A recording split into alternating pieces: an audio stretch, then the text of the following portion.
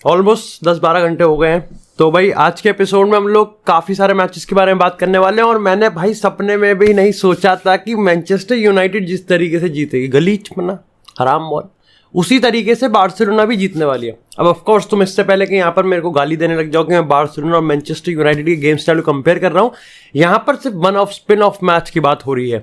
लेकिन of course यहाँ पर मैं शालीनता को समझता हूं और बार्सिलोना के जिस तरीके से उन्होंने जिस कंटेक्स्ट में मैच जीता है वो बहुत डिफरेंट है जिस कंटेक्स्ट में यहाँ पर मैनचेस्टर यूनाइटेड ने मैच जीता है, और हम इसकी रिस्पेक्ट करेंगे और ऑफ कोर्स इस चीज़ पे बात भी करेंगे। लेकिन आज के एपिसोड में हम लोग बात करेंगे कि बहुत सारी चीज़ें हो गई हैं। सबसे पहले भाई टेन हैग की जॉब बच गई। आखिरी बार जिस तरीके का मैंने ऐसा गोल देखा था जिसने किसी मैनेजर की जॉब बचाई होगी वो क्रिस्टियानो रोनाल्डो का गोल था, जब उसने आंद्रे पिर्लो की जॉब बचाई थी, जब लास्ट मिनट में उसने गोल मारा था। ऑपोजिशन में कोई याद नहीं है, लेकिन मेरे को याद है कि ऐसा ही मैंने देखा था मैनेजर की जॉब बचती हुई। उसके बाद यहाँ पर हमने देखा किस तरीके से भाई डोकू ने बिल्कुल कहर ढा दिया। भाई मैनचेस्टर सिटी जिस तरीके से खेल रही है एब्सोल्युटली ब्रिलियंट। हाँ, ये अलग बात है कि हालैंड बेचारा घुस कर गया, लेकिन इसके बाद हम बात करते हैं यहाँ पर न्यूकासल यूनाइटेड और आर्सेनल के मैच की, और ये एक इमोशनल मैच था और ऑफ कोर्स विद कंट्रोवर्सीज के साथ था। इसी के साथ अगर हम यहाँ पर डे क्लासिकर की बात करें तो भैया वहां पर बायर्न ने एक बार फिर से बुली कर दिया, और मेरे को लगता है कि आप कह देना चाहिए कि एक तो मर्सीसाइड डर्बी, वहां लिवरपूल ने घंटा हाइप बना रखी है, लिवरपूल तोड़ती है, और एक मेरे को लगता है कि बायर्न वर्सेस डॉर्टमुंड एक बहुत बढ़िया गिमिक इन्होंने बुंदेसलीगा वालों ने पकड़ रखा है टिकट बिकवाने का। नहीं तो डॉर्टमुंड ने इनके झांट भी नहीं उखाड़ी है अभी तक, तो कायदे से बात तो सही है। और इसी के साथ हम लोग बात करने वाले हैं क्रिस्टियानो रोनाल्डो की, जो कि इस एज में जो कर रहा है वो बहुत ज्यादा इंटरेस्टिंग स्टोरी है भाई अपने आप में। लाइक इस पर्टिकुलर स्टोरी लाइन पर तो भाई पक्का एक बढ़िया सा आर्टिकल छपना चाहिए।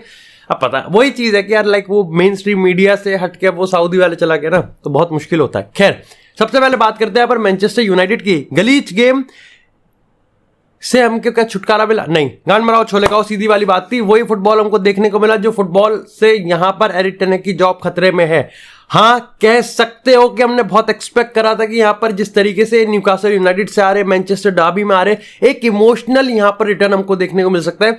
कहीं ना कहीं शायद से पिछले 18 महीने में जो इस मैनचेस्टर यूनाइटेड में अगर कुछ डेवलप्ड हुआ है, तो अब जब उनको आखिर पता है कि उनके मैनेजर की जॉब खतरे में है, शायद से हमको कोई रिएक्शन देखने को मिल सकता है। और अगर कोई मैच था जहां पर आपको अपना रिएक्शन दिखाना था और उसको एक विक्ट्री में कन्वर्ट कर सकते हो, भाई वो ये मैच था।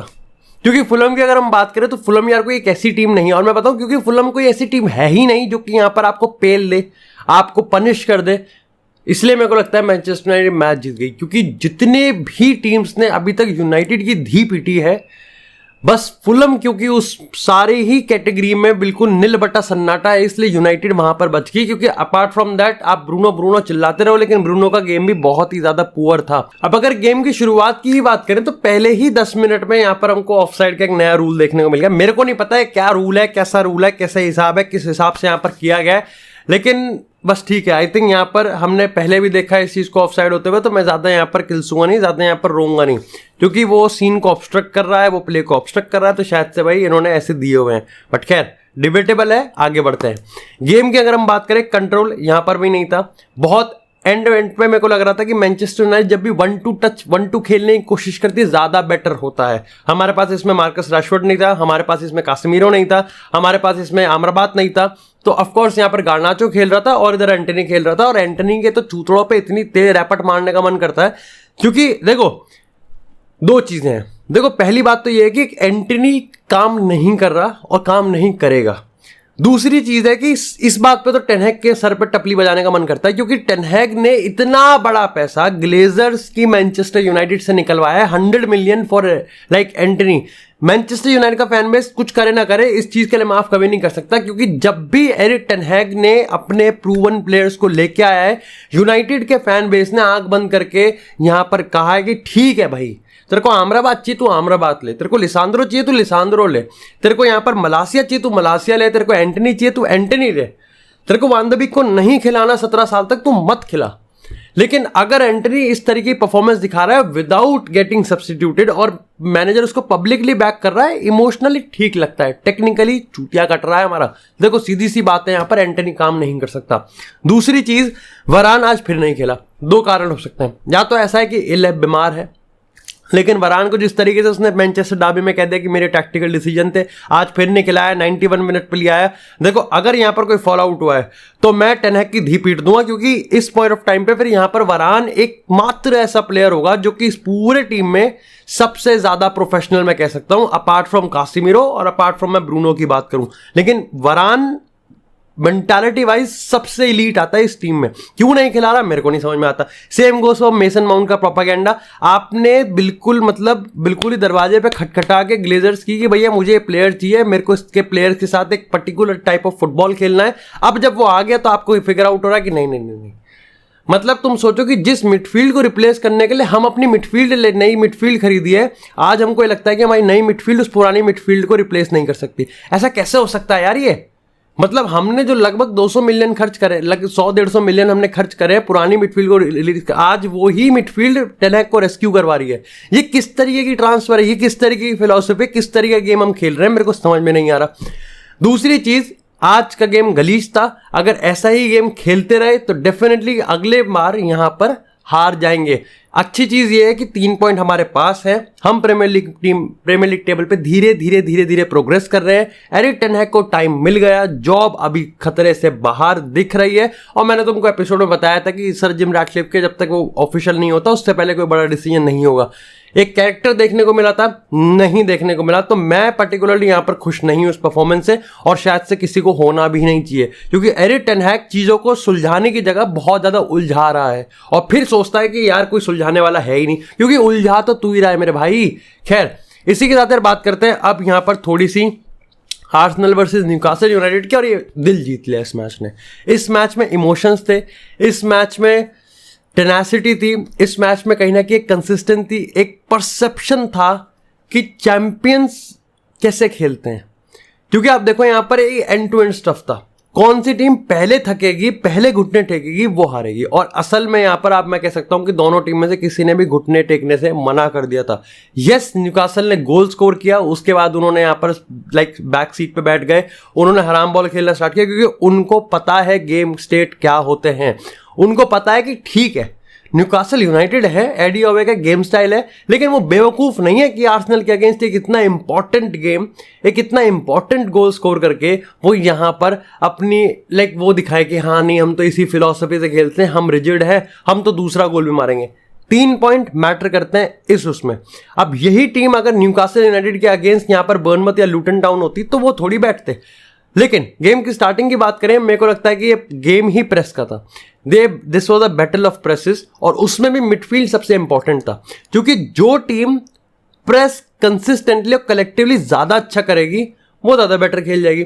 लेकिन उसके साथ ही जो टीम की मिडफील्ड और पर्टिकुलर प्लेयर्स किसी भी प्रेस को बाईपास करके लाइन को ब्रेक कर सकते हैं, वो टीम यहां पर कर जाएगी। और न्यूकासल यूनाइटेड ने मेरे को लगता है कि लाइन ब्रेक ज्यादा करे हैं आर्सेनल के कंपैरिजन में। आर्सेनल का प्रेस ठीक था, अच्छा था, ऑफ कोर्स डेफिनेटली वो पोजीशन को यहां पर रिसाइकिल कर पा रहे थे, लेकिन न्यूकासल यूनाइटेड के 1-2 जैसे ट्रिपियर की हम बात करें, उसके बाद यहां पर अगर हम जिस तरीके की एंथनी गॉर्डन खेल रहा था, एल्मिरॉन की मैं बात करूं भाई, एल्मिरॉन तो स्पार्क है।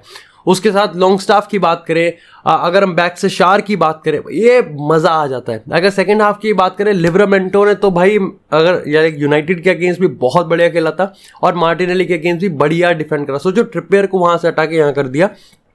ऑफकोर्स यहाँ पर उसको इंजरी हो गई थी, क्या नाम है उसका, लंबे का है, उसको इंजरी हो गई थी। तो वो एक बहुत बड़ी चीज होती है भाई कि न्यूकासल यूनाइटेड के पास है वो प्लेयर्स जो प्रोफाइल्स 1-2 कर सकते हैं। They were looking very confident. Arsenal उनको बहुत हद तक यहां पर कोशिश कर रही थी कि किस तरीके से हर्ट कर सकते हैं। जिनचेंको को डाल दिया, टोमियासु को इधर रखा था, लेकिन ओवरऑल मैं तुम्हें सही बात बताऊं तो मेरे को लगता है कि आर्सेनल यहां पर ज्यादा हर्ट नहीं कर पाई न्यूकासल यूनाइटेड को। ऑफकोर्स हम कंट्रोवर्सी की बात करेंगे कि कैसे एक गोल जिसपे 3 VAR बन सकते हैं, क्या वो बॉल बाहर थी, क्या यहां पर ऑफसाइड है और क्या यहां पर पुश किया गया है। अल्टीमेटली तीनों में ही यहां पर कोई भी दिक्कत नहीं मिली, इसलिए यहां पर न्यूकासल यूनाइटेड को गोल दे दिया। ऑफ कोर्स आर्सेनल यहां पर रो रही है, देखो यार, जो क्लब VAR का विक्टिम होता है, ऑफ कोर्स उसको अपना, देखो सीधी सी बात है, गलती चूतड़ की तरह होती है, दूसरे की दिखती है, अपनी नहीं दिखती। सेम दुखड़ा भी उसकी तरह होता है, सबको अपना सबसे बड़ा लगता है लेकिन दूसरों का नहीं लगता। सीधी बात। देखो बात असल में यही है कि इंपॉर्टेंट ये होता है कि वीआर पे तो जितना कम बोले उतना ज़्यादा बेटर है, क्योंकि इस पर बात करने का कोई फायदा तो है नहीं। ठीक है, हम लड़ते रहेंगे। मेरे को यहाँ पर लगता है कि न्यूकासल यूनाइटेड का जो गेम स्टेट करने का तरीका था, किस तरीके से वो मैनेज कर रहे थे, वो काबिलियत तारीफ था। Arsenal real threat inside the penalty box lack करती है। Declan Rice absolutely class, Jorginho absolutely टट्टी ओवर। नहीं, मेरे को समझ में नहीं आता कि जॉर्गिनो स्पेस को क्यों नहीं एक्सप्लॉइट कर सकता। मार्टिन एडेगार्ड नहीं था। लेकिन अगर हम मार्टिनेली की बात करें, मेरे को लगता है कि बुकायो साका का ये गेम बहुत बेकार गया। कह सकते हो कि बुकायो साका यहाँ पर उस चीज़ को नहीं यूज़ कर पाए, लेकिन ओवरऑल जैसे मैं कह रहा हूँ कि आर्सेनल बॉल कितना ही रोटेट करते, कितना ही रिसाइकिल कर सके, नहीं बनता। Newcastle on the other hand counter पे कर रही थी। हाँ, आप कह सकते हो कि उनका पहला शॉट ऑन टारगेट ही गोल चला गया, लेकिन फाइनल प्रोडक्ट तो न्यूकासल यूनाइटेड के पास भी नहीं था। लेकिन फिर भी उनके पास एक आउटलेट था काउंटर करने के लिए। और मैं जैसे कह रहा हूँ ना, इस गेम में 1-2 जो हो रहे थे ना, जो पासिंग हो रही थी, वो न्यूकासल यूनाइटेड की मेरे को बहुत अट्रैक्टिव लगी पर्सनली। इसी के साथ अगर बात करें यहाँ पर थोड़ी सी पूरा ही मैच की बात करेंगे, वो है यहाँ पर बायर्न और डॉर्टमुंड का। डॉर्टमुंड से मेरे को कोई खास एक्सपेक्टेशन थी नहीं, लेकिन क्योंकि यहाँ पर इस मैच में डिलीट नहीं था, इस मैच में आप कह सकते हो किमिच नहीं है, इस मैच में नॉयर वापसी कर रहे थे, इस मैच में गोरेट्स्का 100% में नहीं था, उपामेकानो 100% में नहीं था, और टुकल पर्सनली जिस तरीके से अभी स्पेल खिला रहा है, जिस तरीके से बायर्न को खिला रहा है, आप कह सकते थे कि डॉर्टमुंड स्क्रैपी विन आ रही है। न्यूकासल यूनाइटेड के अगेंस्ट जीत गए थे। डॉर्टमुंड 1-0 कर रही है, यहाँ पर विक्ट्रीज निकाल रही है। अच्छा नहीं खेल रहे, लेकिन विक्ट्रीज निकाल रहे हैं। कुछ हो सकता है यहाँ पर। क्या वो कुछ हुआ? हाँ हुआ, चीतड़े उड़ गए। मतलब आई थिंक यहाँ पर डॉर्टमुंड को ना, मेरे को लगता है कि डॉर्टमुंड जिस तरीके से बुंदेसलीगा में खेलती है ना, अच्छा होता है इनका बायर्न के साथ 2 बार मैच होता है, क्योंकि फिर बायर्न आके थपड़ा देती है, तो ये होश में आ जाते हैं कि हाँ ये ऐसा नहीं होगा। मेरे को लगता है कि ये एक बहुत बड़ा मिसकंसेप्शन है कि बायर्न को कोई कंपटीशन नहीं दे सकता। और आई थिंक ये कहना भी बहुत बड़ा गलत है कि बायर्न कंपटीशन में बहुत आगे निकल गया, कि वो पीएसजी वाली हरकत कर दी, कब कोई से कैश नहीं कर सकता। मेरे को लगता है कि डॉर्टमुंड के पास जितने रिसोर्सेज है और डॉर्टमुंड जिस तरीके से प्ले स्टाइल है, आई थिंक ये डॉर्टमुंड के लेवल पर, डॉर्टमुंड के रेफरेंस से यहाँ पर काफी शेमफुल है कि डॉर्टमुंड कभी उस कंपटीशन को पुट ही नहीं कर पाई। जो डॉर्टमुंड इतने सालों से नहीं कर पा रही, वो जावी अलोंसो की बायर लेवरकूजन कर रही है। जो डॉर्टमुंड नहीं कर पा रही, वो कुछ हद तक यहाँ पर आरबी लाइप्जिग ट्राई करने की कोशिश कर रही है। काबिलियत तारीफ दिखता है ना। डॉर्टमुंड के पास पैसा भी है, डॉर्टमुंड के पास फैन बेस भी है, डॉर्टमुंड के पास सारी चीज़ें हैं, लेकिन फिर भी कहीं ना कहीं वो हमेशा डिसअपॉइंट करते हैं। इस गेम की बात करें, मेरे को लगता है कि टुकल के अंडर ये बायर्न का सबसे बढ़िया गेम था। और हाँ, इसमें कुछ टॉकिंग पॉइंट्स की बात करें, जोशुआ किमिच के बगैर मिडफील्ड बढ़िया लगी। मेरे को लगता है कि यहाँ पर हैरी केन को आप फर्स्ट 9 खिलाओ, टारगेट मैन खिलाओ, गेट इन बिहाइंड वाला आप करवा सकते हो, यहाँ पर टैप इन, आर्टिस्टिक कुछ भी करवाओ। हैरी केन ऑलरेडी लेवेंडोव्स्की से बेटर परफॉर्म कर रहा है, और मैं लेवेंडोव्स्की के वो वाले सीजन की बात कर रहा हूं जब जर्ड मुलर उसके स्ट्राइकिंग रेट से बेटर हैरी केन कर रहा है। 10 गेम में 14 गोल मार दिया, आई थिंक 10 गेम में 14 गोल मार दिया, और कुछ 4-5 असिस्ट भी कर दिए। बड़ी चीज होती है। मूसियाला का गेम भी बहुत बढ़िया निकला, और मूसियाला ने बता दिया कि जब भी उसको अपॉर्चुनिटी मिलेगी, क्यों वो अनडिस्प्यूटेड स्टार्टर है, और थॉमस टुकल बस उसको अनलॉक कर दे। मेरे को लगता करता है। एक साथ ही यहाँ पे लेरोय साने को उधर स्विच कर दिया था, कोमन को उधर लिया है, लेकिन काम नहीं करा। सेकंड हाफ में वापस कर दिया। मेरे को लगता है कि अगर डॉर्टमुंड के बिहाफ पे बात करें, तो वही चीज है कि जैसे कहते हैं ना, 1-0 की स्क्रैप विक्ट्री वो ढूंढ रहे थे बायर्न के अगेंस्ट। अब बायर्न के अगेंस्ट वो ढूंढ रहे थे, इसमें कोई ज्यादा गलत नहीं है। गलत यहाँ हो गया कि बायर्न को वो इस तरीके से समझ रहे थे कि बायर्न के अगर इंडिविजुअल ब्रिलियंस को अगर काबू में कर लिया जाए तो रोक के रखते हैं। लेकिन असल में बात यह है कि बायर्न इंडिविजुअल ब्रिलियंस पे है डिपेंडेंट, और मैंने हमेशा से कहा है कि टुकल की अभी जेलअप नहीं हुई है। लेकिन अगर हम यहाँ पर कलेक्टिव ब्रिलियंस की बात करें, तो वो यहां पर खुल के दिख रहा था आज। क्योंकि असल में बात ये थी कि डॉर्टमुंड की मिडफील्ड बेकार, डॉर्टमुंड की डिफेंस लाइन पीछे स्पेस दे रही थी, डॉर्टमुंड की खुद की इंडिविजुअल परफॉर्मेंस भी बेकार ही आई। जैसे अगर हम बात करें फुलक्रुक की, इनविजिबल था। उसके बाद अगर स्लॉटरबैक की बात करें, मेरे को लगता है स्लॉटरबैक ने पहले गोल में गलती कर दी थी, उसके बाद स्लॉटरबैक का भी खराब गेम गया। अगर हम अटैकिंग वाइज कहें तो इंटेंट था, चांसेस थे। ऐसा नहीं है कि बायर्न को आप दबा नहीं सकते, ऐसा नहीं है कि बायर्न को आप यहां पर हर्ट नहीं कर सकते, लेकिन उसके लिए चांसेस लेने पड़ेंगे। और ना ही सिर्फ इस मैच की बात करूं, अगर मैं डॉर्टमुंड के अभी तक के सीजन की बात करूं, तो मेलन के अलावा यहां पर कोई भी काम नहीं कर रहा। यस, मार्को रॉयस के लिए सबके पास एक है, सॉफ्ट कॉर्नर है, लेकिन मार्को रॉयस को भी आज अपने चांसेस लेने चाहिए थे। अगेन डॉर्टमुंड ने बहुत ही ज्यादा डिसअपॉइंट किया, और आई थिंक डॉर्टमुंड नहीं है अवेलेबल इस समय, प्रिपेयर नहीं है। बायर्न को टाइटल चार्ज देने के लिए या फिर बायर लेवरकुसन को। इसी के साथ अगर बात करें यहाँ पर बारसा के मैच की,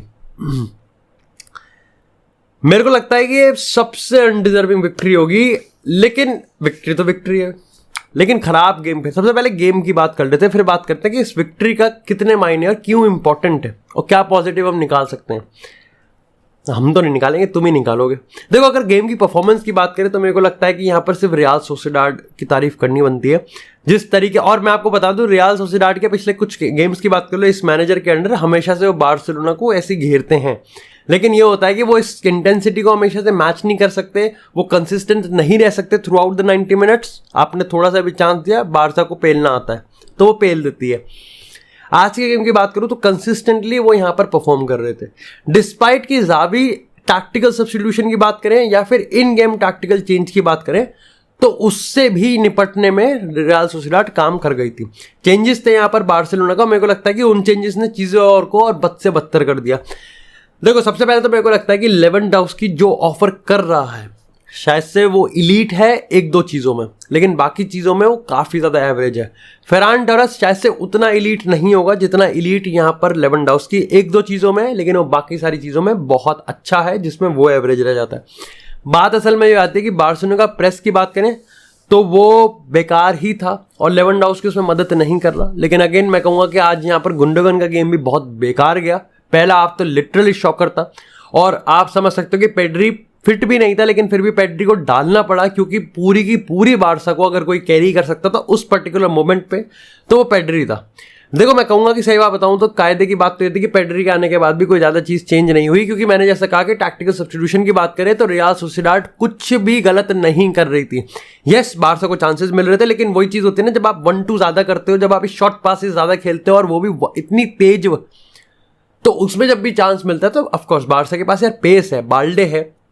फिर अगर हम यहाँ पर लमीन यमाल की बात करें सेकंड हाफ में, अगर फर्स्ट हाफ की बात करें तो जाओ फेलिक्स, सबको बॉल मिलती है, लेकिन वो इस चीज़ को कुछ ज़्यादा कर नहीं रहे थे।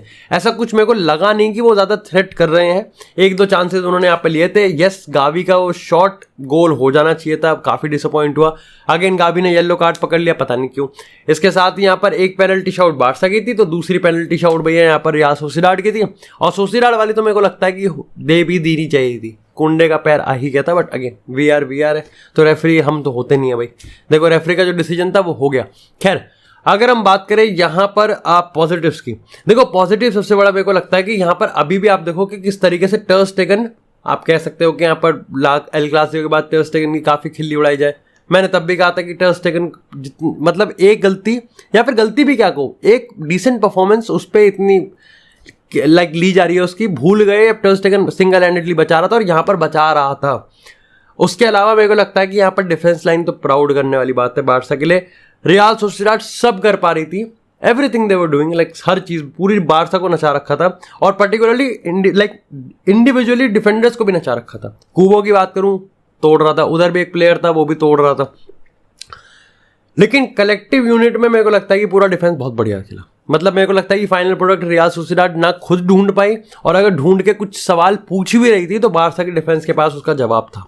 एक जो सबसे बड़ा पॉजिटिव इस गेम से निकलता है वो ये कि आप जाओ कैंसेलो को विंग पे मत खिलाओ, आउट एंड आउट विंगर मत खिलाओ उसे, उसका कोई फायदा नहीं है, क्योंकि उससे दो चीज़ें हो जाती है। पहली चीज़ तो आपको अपने जो एक्चुअल विंगर है उनको बाहर बैठाना पड़ेगा, और दूसरी चीज़ ये कि जहाँ आप एक बार को सोच रहे हो कि लाइक रोनाल्ड अराउजो को थोड़ी सी मदद मिल जाएगी, अराउजो अपने आप में काफ़ी ज़्यादा सफिशिएंट है।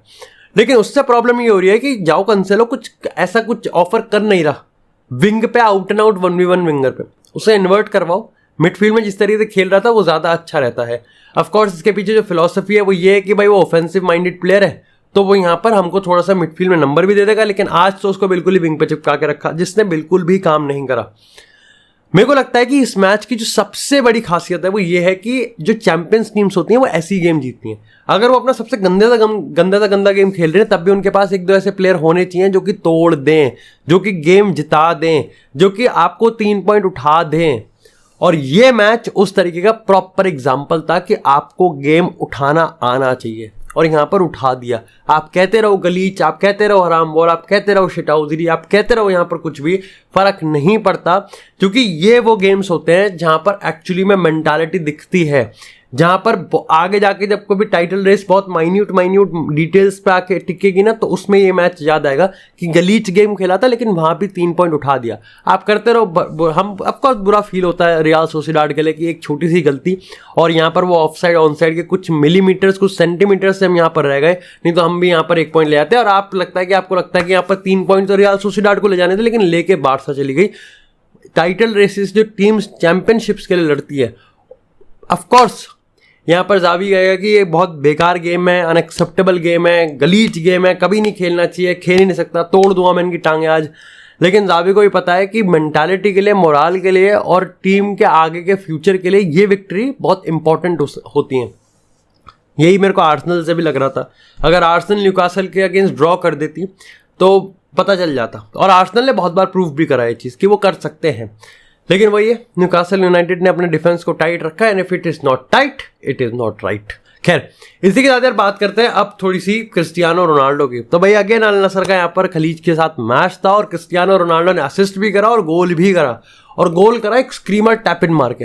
मेरे क्या लगता है कि रोनाल्डो के हर गोल को टैप इन ऑलरेडी असाइन कर देते हैं कि क्या फायदा, मीडिया तो टैप इन कहेगा, हेटर्स तो टैप इन नहीं कहेंगे। तो एक बहुत ही बढ़िया उसने आउटसाइड पेनल्टी बॉक्स से स्क्रीमर टैप इन मारा है, लेकिन हम तो इसमें खुश है भाई। 38 साल की उम्र में वो जो कर रहा है वो एब्सोल्युटली ब्रिलियंट है, उससे ज्यादा मेरे को कुछ नहीं चाहिए। अल नसर के अगर गेम की बात करें, मजाक मस्ती चल रही है वहां पर, माने बॉल पर लुढ़क रहा है यहाँ पर। हाँ, ये आप कह सकते हो कि डिफेंसिवली थोड़ा सॉलिड हुए हैं, लेकिन ओवरऑल मेरे को गेम काफी सही लगा। ऑफकोर्स कोई इतना बड़ा गेम नहीं था, तो यहाँ पर जैसे ही ब्रेक लिया हमने गेम देखा तो क्रिस्टियानो रोनाल्डो अगेन थोड़ा सा ऑफसाइड था वगैरह वगैरह, लेकिन जैसे जैसे गेम को स्लो डाउन करा जाता Cristiano Ronaldo looking good. Overall Al Nassr ने यहाँ पर 3 पॉइंट निकाल लिया, जो कि काफी ज्यादा इंपॉर्टेंट थे अगर अल नसर के टाइटल चार्ज की हम बात करें।